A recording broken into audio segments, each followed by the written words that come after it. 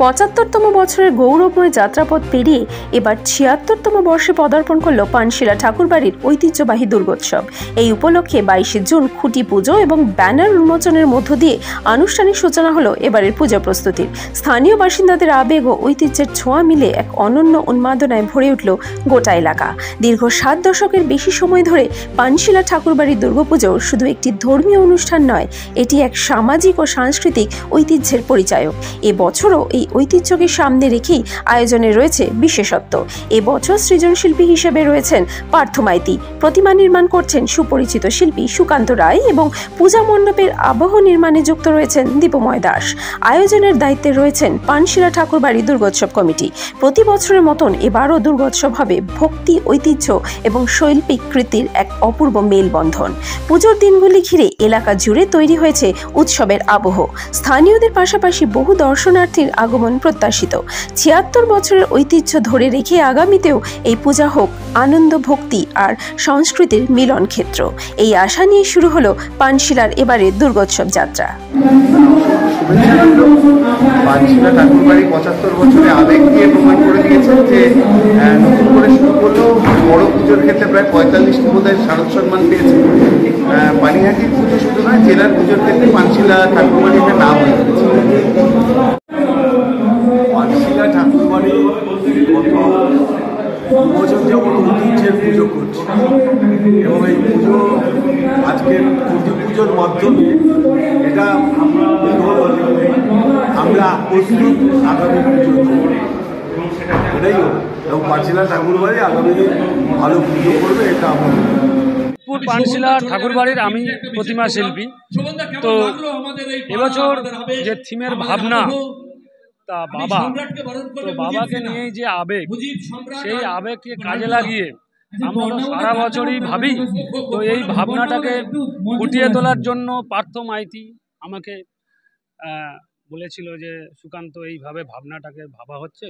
তো সেই ভাবনার সঙ্গেই আমার এই প্রতিমা, যা আপনারা দেখতে পাবেন, তো সেই হিসেবেই আমি একদম একে অপরের যে পরিপূরক ভাবনা, সেটাকেই আমি তুলে ধরার চেষ্টা করব আমার প্রতিমার মাধ্যম দিয়ে।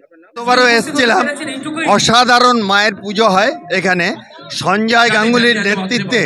আজকে এই পানশিলা একটা সুন্দর জায়গায় গেছে এবং শুধুমাত্র একটা যে পুজো তা না, পুজোর বাইরে একটা যে সাংস্কৃতিক পরিবেশ, সেটা অন্তকে খর্দার বুকে ফিরিয়ে নিয়ে এসছে সঞ্জয় গাঙ্গুলির নেতৃত্বে।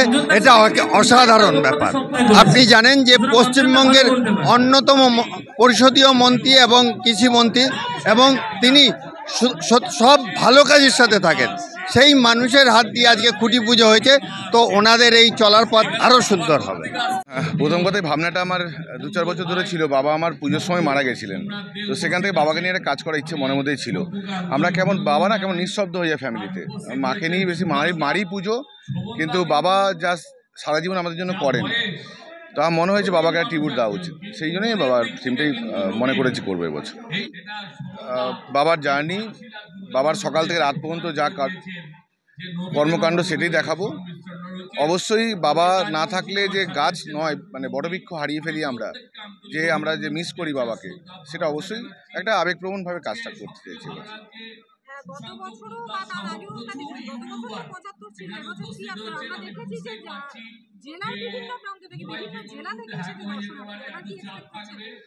দেখুন, নতুন ধরনের কাজ আপনার জেলা স্তরে হচ্ছে এই প্রথম, আমি মনে করি। একদম চরম একটা সাবজেক্ট নিয়ে কাজ। আগে রেপ্লিকা হয়েছে, অনেক ধরনের কাজ হয়েছে, কিন্তু এত চরম একটা আবেগপ্রবণ কাজ আগে হয়নি। চেষ্টা করব যারা আসবেন যাতে ভাবাক্রান্ত হয়ে যায়। বাবার প্রতি যে ট্রিবিউটটা আমি দিই, সবার মধ্যে সেই ব্যাপারটা থাকে, সেটাই চেষ্টা করব। আমার সঙ্গে অবশ্যই কলকাতা শিল্পী সুকান্ত দা কাজ করছে। আমার সঙ্গে শিবনারায়ণ রায় আমাকে সহযোগিতা প্রতি বছর করেন, ওনার আশীর্বাদ আমার সাথে আছে। জানেন যে কলকাতা যে পুজোগুলো দীপময়দা আবহ করেন, সেটা প্রাণ পেয়ে যায়। দীপময়দার মতো শিল্পী আবহ করছেন মানে জেলা স্তরে একটা অন্যরকম চমক এবছর পানশিলা ঠাকুরবাড়ি দেবে, এটুকু বলতে পারি।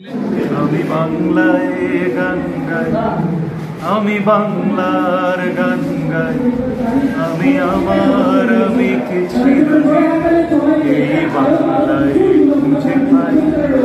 আমি বাংলায় দেখি স্বপ্ন, বাংলায় বাঁধে সুর। আমি এই বাংলার মায়া ভরা পথে হেঁটেছি